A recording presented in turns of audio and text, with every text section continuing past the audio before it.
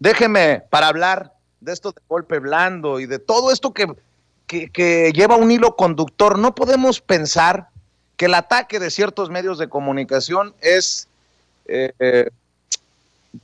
una idea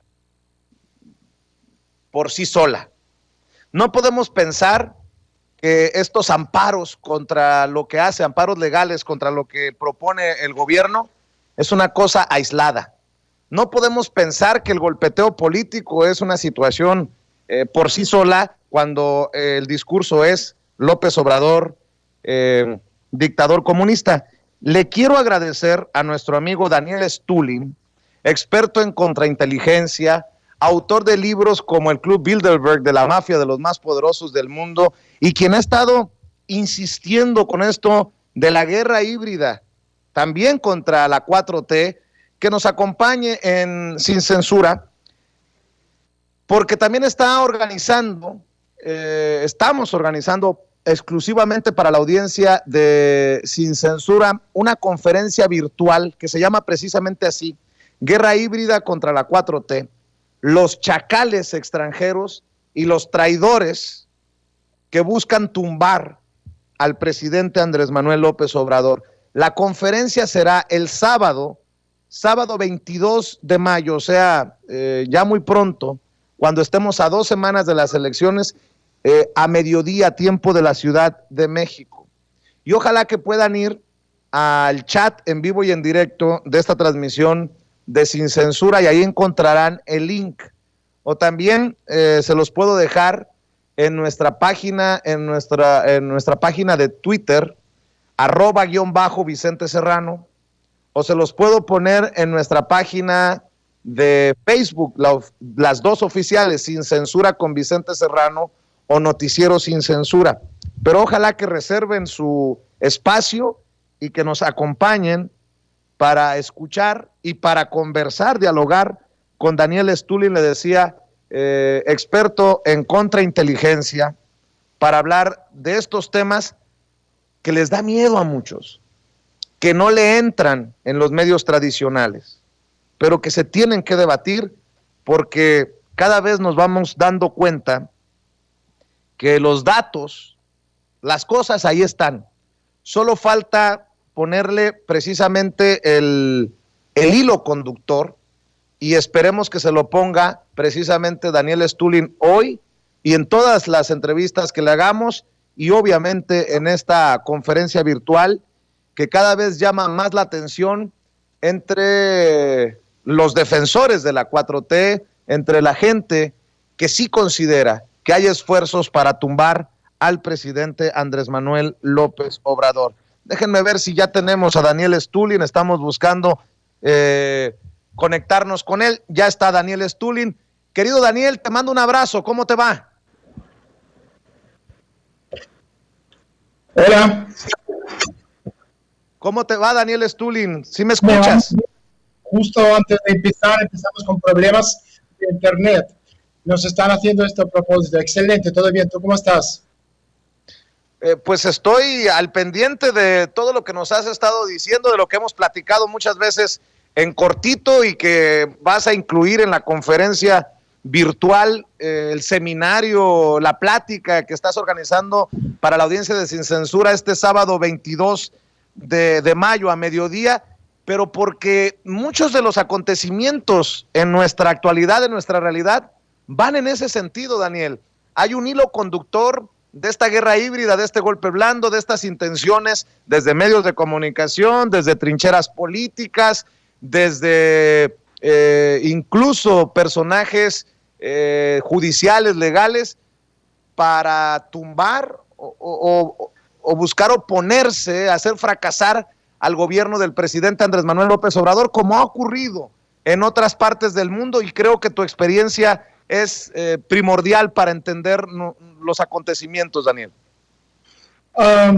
Primero, buenas tardes a todos los oyentes de tu programa, Sin Censura. Te voy siguiendo ya muchísimo tiempo, Vicente, casi 2 años. Y estoy obviamente honrado de estar en tu programa porque tienes un público maravilloso que está entregado en gran parte con el país. Pero lo que está pasando en México también lo estamos viendo a nivel mundial. Entonces, estamos viendo en Europa, estamos viendo en Colombia, ahora vamos a hablar de eso. Fíjate, acabamos de celebrar el día 1 de mayo, el Día del Trabajador. De hecho, el 1 de mayo fue solo una, digamos, exacerbación de la actividad de protesta a nivel mundial, y los disturbios callejeros se han desatado no solo en Colombia, que estamos viendo no están matando a gente, sino también en toda Europa durante el año pasado.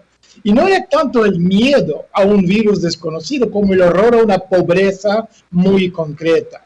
Por ejemplo, las protestas en Roma fueron, una continuación de las feroces batallas entre la policía y los dueños de restaurantes, tiendas, cafés, que exigieron a gritos salvarlos de la ruina. El 1 de mayo de Londres fue solo una nueva serie de discursos contra los tierras más severos que hundieron la economía de la ciudad por debajo de pedestal, destruyendo hoteles, bares, restaurantes, teatros, gimnasios y masacrando las, vidas de cientos de miles de familias. En Berlín, desde febrero de este año, estudiantes y también otros ciudadanos, no solo estudiantes, pobres sobre todo, se pelean a diario con la policía tratando de defender su derecho a un alquiler de vivienda digna y barata. El Tribunal Constitucional del país levantó las restricciones sobre las tarifas de alquiler en las ciudades. Cientos de miles de personas, se enfrentan a la posibilidad de ser tirados en la basura y en la calle y quedarse sin techo.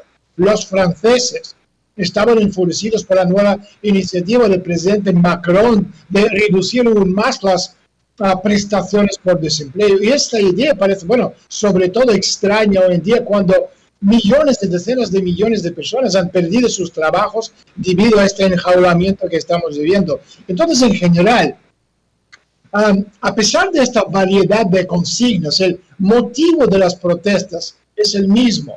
Coronavirus ha acelerado catastróficamente el deslizamiento de la clase media hacia la pobreza. Es decir, en el futuro ya no habrá clase media. La élite lo dice de forma textual en sus informes del Foro Económico Mundial, del Fondo Monetario Internacional, del Banco Mundial, etc. Además, este proceso no es tanto espontáneo como provocado por el hombre, porque durante los últimos 20 años la población de estos 1.000 millones de horas, es decir, los europeos, la clase capitalista de Europa Occidental o del mundo occidental, ha recibido cuentos y milongas de que viven en una sociedad postindustrial, disfrutan de una avanzada economía de servicio.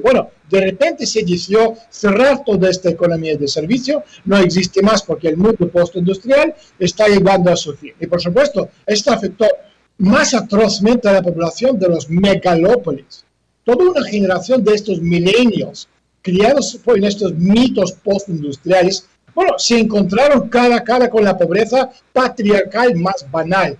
Hoy no es el proletariado el que se ha vuelto hábil en las batallas de clases, se ha logrado mucho con los capitalistas, sino que su pariente pobre, el precariado, está saliendo a las calles. Son personas sin contrato laboral, sin paquetes sociales, sin garantías, millones de Oliver Twists, un emblema vivo de la impotencia que se caracterizó el capitalismo salvaje de hace 2 siglos. Y de ahí la ausencia total de una agenda coherente, consignas claras, partidos políticos, realmente que pudieran organizar la lucha por los derechos humanos.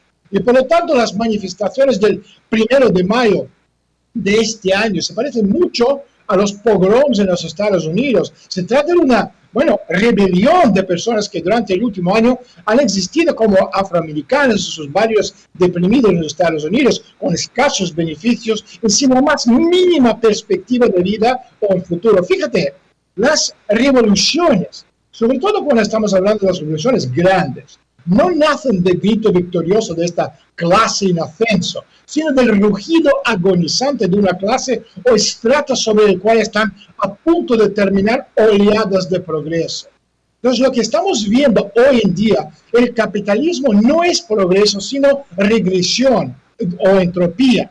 Que en la sociedad, a diferencia de principios del siglo XX, ya no hay tantos jóvenes ilusionados con lo que les viene encima. Y sin embargo, nadie está garantizado contra, sorpresas históricas, porque esas las uvas de la ira social, están madurando, y cuando maduran, ¿y quién las recogerá? Ojo, esta es la cuestión. Y para terminar, dicho eso, Los beneficios estatales permitieron a las personas, bueno, sobrevivir por un tiempo estos últimos 6, 7, 8 meses. Pero hoy el miedo al futuro las empuja a las calles, a las plazas de ciudades y en el mundo entero, que sea Estados Unidos, Canadá, Inglaterra, Francia, España, Colombia, donde sea. Pero hoy, repito, el miedo es otro que antes. Por ejemplo, este verano pasado en Gran Bretaña, luego hemos visto las manifestaciones, pero lo que viene en este verano, que de aquí a un par de meses, no solo en Gran Bretaña y en Europa, se levantarán las restricciones sobre el desalojo de inquilinos y el cobro de los atrasos. Fíjate, en Estados Unidos los atrasos, los pagos de alquiler, solo el alquiler suman a una friolera 70.000 millones de dólares. Los propietarios, bueno, de bienes raíces, que han perdido ingresos durante todo el año, podrán echar a esa gente en la calle, y solo en Estados Unidos. Esto ya son datos públicos, 28 millones de personas. Estamos hablando de unos 10 millones de familias de clase media están en peligro de ser desasociados. De clase media en Estados Unidos son la gente que gana $80,000 al año. No estamos hablando de una familia que gana 400 o 500 como en algunos de los países de América Latina. Y a esto hay que añadir también un rechazo, bueno, demostrativo de la libertad de expresión y prácticamente todos los derechos humanos, empezando por el banal derecho a salir de casa. Y al mismo tiempo las medidas en sí mismas se ven cada vez menos como una lucha contra una pandemia y cada vez más como un aumento de la violencia estatal y cruel y sin ley contra el ser humano.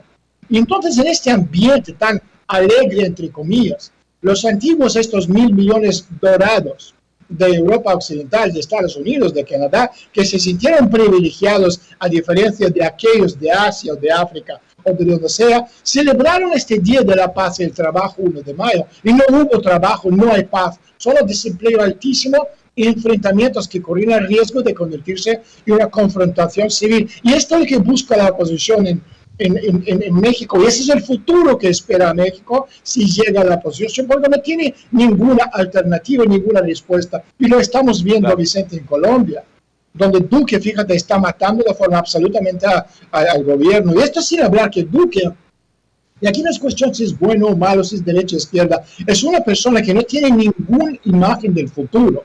Duque es fondo monetario, igual que toda la oposición en México, igual que el partido en el poder en Estados Unidos, en Inglaterra, o en España, o en Francia, o en Canadá, todo es el mismo modelo económico, el liberalismo, neoliberalismo planetario, cuyo modelo basado en crecimiento ilimitado está absolutamente muerto, está en su lecho de muerte.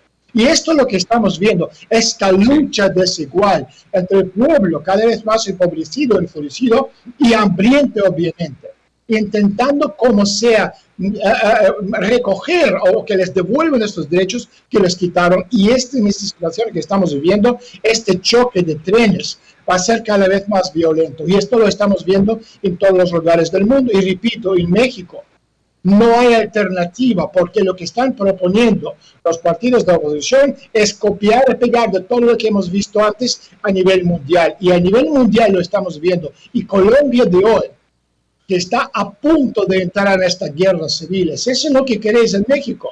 Una guerra civil. Por eso es tan importante estas elecciones de 6 de julio. Daniel, por cierto,